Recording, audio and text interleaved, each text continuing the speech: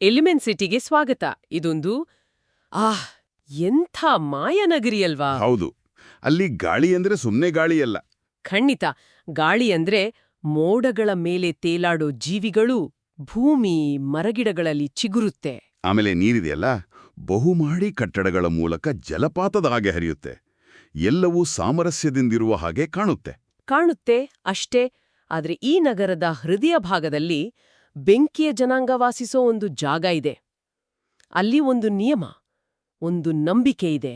Elements don't mix ಅಂದ್ರೆ ಧಾತುಗಳು ಒಂದಾಗಬಾರ್ದು. ಅದರಲ್ಲೂ ಮುಖ್ಯವಾಗಿ ಬೆಂಕಿ ಮತ್ತು ನೀರು, ಇವೆರಡು ಅಂದ್ರೆ ಒಂದಾಗೋಕೆ ಸಾಧ್ಯವೇ ಇಲ್ಲ.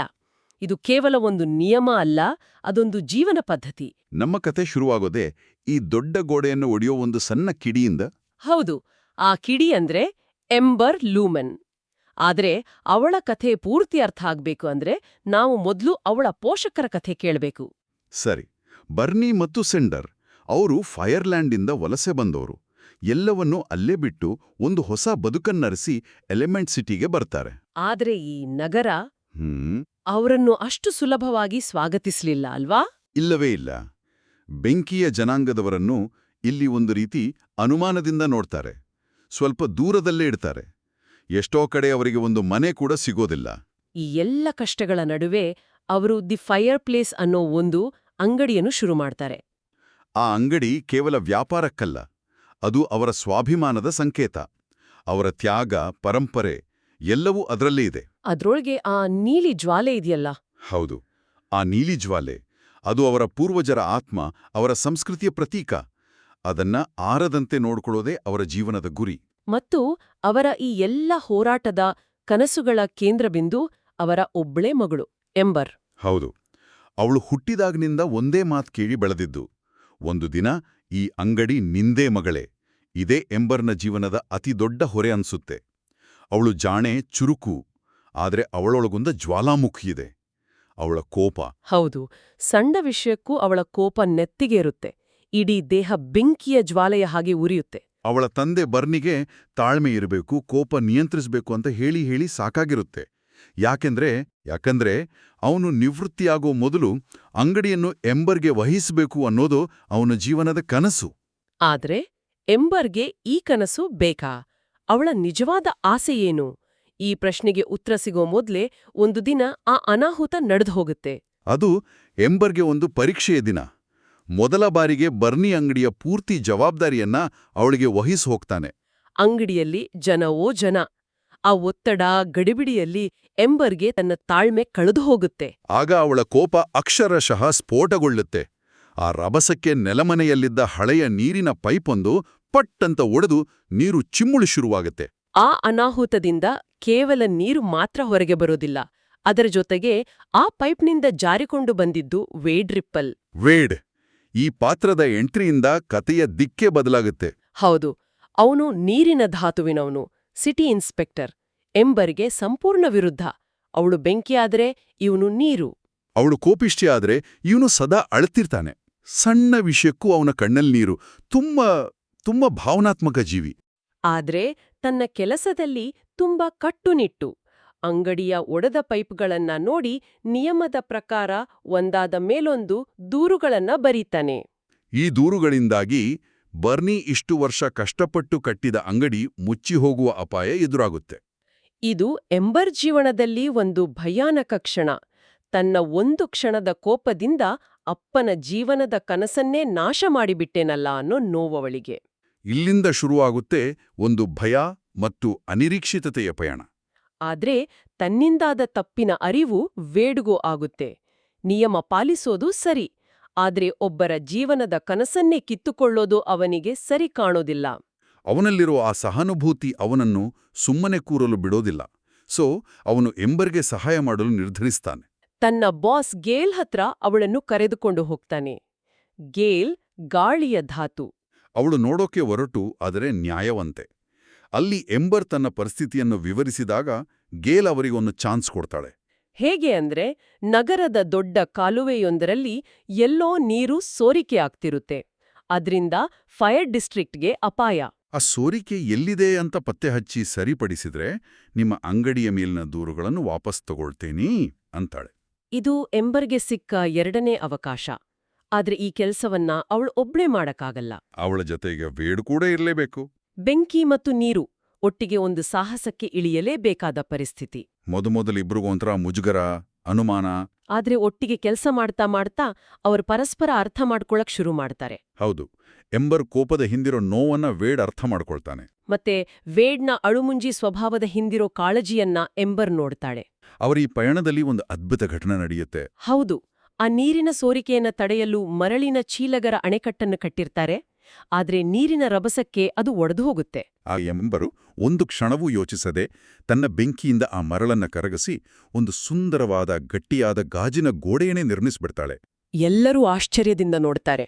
ವೇಡ್ಗೆ ಅವಳಲ್ಲಿರೋ ಈ ಪ್ರತಿಭೆ ನೋಡಿ ಬೆರಗಾಗುತ್ತೆ. ಇದು ನಿಜಕ್ಕೂ ಒಂದು ದೊಡ್ಡ ಟರ್ನಿಂಗ್ ಪಾಯಿಂಟ್. ಅವಳ ಬೆಂಕಿ, ಅವಳ ಶಕ್ತಿ ಕೇವಲ ವಿನಾಶಕ್ಕೆ ಮಾತ್ರವಲ್ಲ, ಸೃಷ್ಟಿಗೂ ಕಾರಣವಾಗಬಲ್ಲದು ಅಂತ ಅವಳಿಗೆ ಮೊದಲ ಬಾರಿಗೆ ಅರಿವಾಗುತ್ತೆ. ಅವಳು ಕೇವಲ ಅಂಗಡಿ ನಡೆಸಲು ಹುಟ್ಟಿದವಳಲ್ಲ, ಅವಳೊಳ್ಳೊಬ್ಬ ಕಲಾವಿದೆ ಇದ್ದಾಳೆ ಅನ್ನೋದು ವೇಡ್ಗೆ ಗೊತ್ತಾಗತ್ತೆ. ಇದೇ ಕಾರಣಕ್ಕೆ ವೇಡ್ ಅವಳನ್ನು ತನ್ನ ಮನೆಗೆ ಕರೆದುಕೊಂಡು ಹೋಗ್ತಾನೆ. ಆಹಾ, ಎಂಬರ್ನ ಪ್ರಪಂಚಕ್ಕೂ ವೇಡಿನ ಪ್ರಪಂಚಕ್ಕೂ ಆಕಾಶ ಭೂಮಿಯಷ್ಟು ವ್ಯತ್ಯಾಸ. ಖಂಡಿತ. ವೇಡಿನದ್ದು ಒಂದು ಶ್ರೀಮಂತ, ಕಲಾತ್ಮಕ, ತುಂಬಾ ಮುಕ್ತವಾಗಿರುವ ಕುಟುಂಬ. ಅಲ್ಲಿ ಎಲ್ಲರೂ ತಮ್ಮ ಭಾವನೆಗಳನ್ನ ಮುಕ್ತವಾಗಿ ಹಂಚಿಕೊಳ್ತಾರೆ. ಎಂಬರ್ಗೆ ಇದೆಲ್ಲ ತುಂಬಾ ಹೊಸ್ತು. ಅಲ್ಲಿ ವೇಡ್ನ ತಾಯಿ ಬ್ರೂಕ್ ಎಂಬರ್ನ ಗಾಜು ತಯಾರಿಸೋ ಕೌಶಲ್ಯಕ್ಕೆ ಮಾರ್ ಹೋಗ್ತಾರೆ. ಹೌದು, ಮಾರ್ ಹೋಗಿ ಅವಳಿಗೊಂದು ದೊಡ್ಡ ಗ್ಲಾಸ್ ಮೇಕಿಂಗ್ ಕಂಪನಿಯಲ್ಲಿ ಇಂಟರ್ನ್ಶಿಪ್ಗೆ ಶಿಫಾರಸ್ ಮಾಡ್ತಾರೆ. ಅಬ್ಬಾ, ಇದನ್ನ ಎಂಬರ್ ಊಹಿಸಿಯೂ ಇರ್ಲಿಲ್ಲ. ಅವಳ ಜೀವನದಲ್ಲಿ ಮೊದಲ ಬಾರಿಗೆ ಅವಳ ಅಪ್ಪನ ಕನಸನ್ನು ಬಿಟ್ಟು ಅವಳಿಗಾಗೆಯೇ ಒಂದು ದಾರಿ ತೆರೆದುಕೊಳ್ಳುತ್ತೆ. ಆ ಕ್ಷಣದಲ್ಲಿ ಅವಳ ಮನಸ್ಸಿನಲ್ಲಿ ಒಂದು ದೊಡ್ಡ ಸಂಘರ್ಷ ಶುರುವಾಗತ್ತೆ. ತಂದೆಯ ಕನಸನ್ನು ಈಡೇರಿಸ್ಬೇಕಾ ಅಥವಾ ತನಗಾಗಿ ತೆರೆದುಕೊಂಡ ಹೊಸ ದಾರಿಯಲ್ಲಿ ನಡೆಯಬೇಕಾ? ಈ ಗೊಂದಲದಲ್ಲಿರುವಾಗ್ಲೇ ವೇಡ್ ತನ್ನ ಪ್ರೀತಿಯನ್ನ ಅವಳ ಮುಂದೆ ವ್ಯಕ್ತಪಡಿಸ್ತಾನೆ. ಇದು ಅವಳ ಗೊಂದಲವನ್ನು ಇನ್ನಷ್ಟು ಹೆಚ್ಚಿಸುತ್ತೆ ಅಲ್ವಾ? ಹೌದು, ಅವಳಿಗೂ ವೇಡ್ ಮೇಲೆ ಪ್ರೀತಿ ಶುರುವಾಗಿರುತ್ತೆ. ಆದರೆ ಅವಳ ಪ್ರಪಂಚದಲ್ಲಿ ಬೆಂಕಿ ಮತ್ತು ನೀರು ಒಂದಾಗೋದು ಅಪರಾಧ. ತನ್ನ ಕುಟುಂಬ ಇದನ್ನ ಒಪ್ಕೊಳ್ಳೋದಿಲ್ಲ ಅನ್ನೋ ಭಯ ಅವಳನ್ನು ಕಾಡುತ್ತೆ. ಈ ಕರ್ತವ್ಯ ಮತ್ತು ಪ್ರೀತಿಯ ನಡುವಿನ ಹೋರಾಟದಲ್ಲಿ ಅವಳು ಸಿಕ್ಕಾಕೊಳ್ತಾಳೆ. ಈ ಗೊಂದಲವನ್ನೆಲ್ಲ ಮರೆಸುವಂತೆ ಒಂದು ಸಂಜೆ ವೇಡ್ ಅವಳಿಗೊಂದು ಸರ್ಪ್ರೈಸ್ ಕೊಡ್ತಾನೆ. ಅವಳನ್ನು ಒಂದು ಹಳೆಯ, ಮುಚ್ಚಿಹೋದ ರೈಲ್ವೆ ಸ್ಟೇಷನ್ಗೆ ಕರೆದುಕೊಂಡು ಹೋಗ್ತಾನೆ. ಅಲ್ಲಿ ನೀರೊಳಗೆ ಬೆಳೆಯುವ ವೈವಿಸ್ಟೇರಿಯಾ ಅನ್ನೋ ಮಾಂತ್ರಿಕ ಹೂವುಗಳನ್ನ ತೋರಿಸ್ತಾನೆ.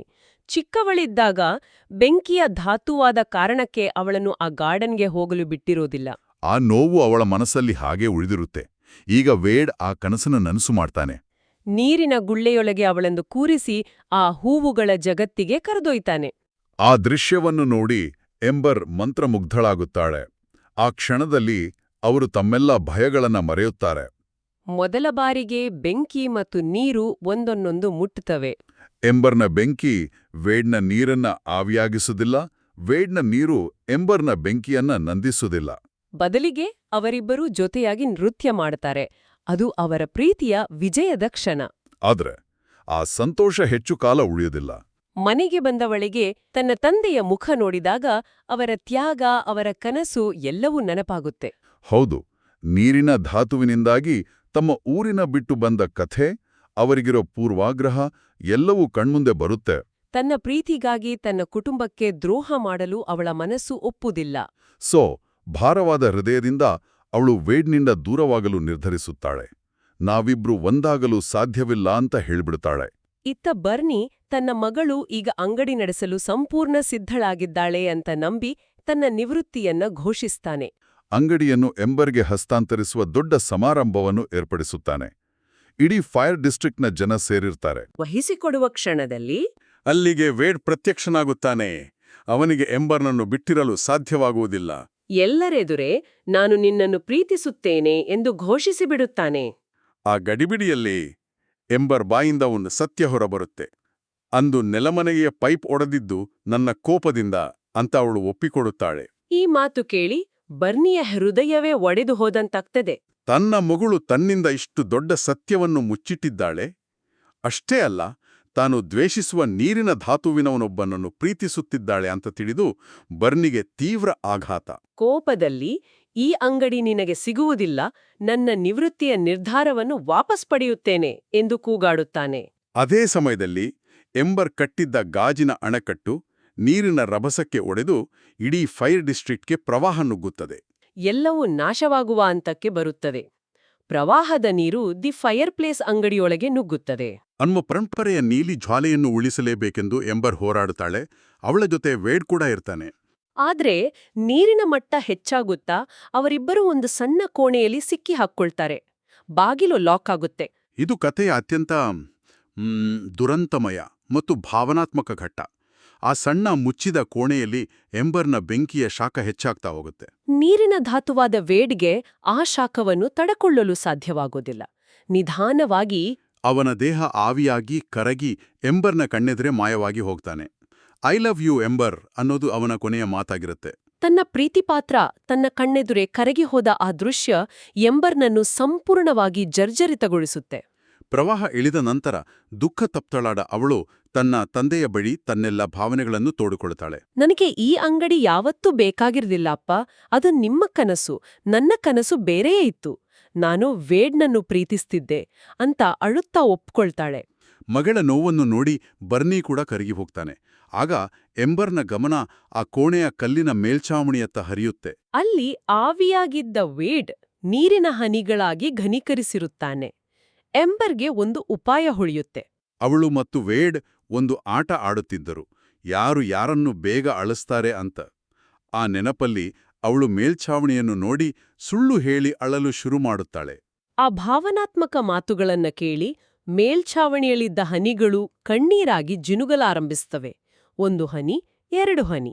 ನಿಧಾನವಾಗಿ ಆ ಹನಿಗಳೆಲ್ಲ ಒಂದಾಗಿ ವೇಡ್ ಮತ್ತೆ ತನ್ನ ಮೂಲ ರೂಪಕ್ಕೆ ಮರಳುತ್ತಾನೆ. ಇದು ಪುನರ್ಜನ್ಮದ ಕ್ಷಣ.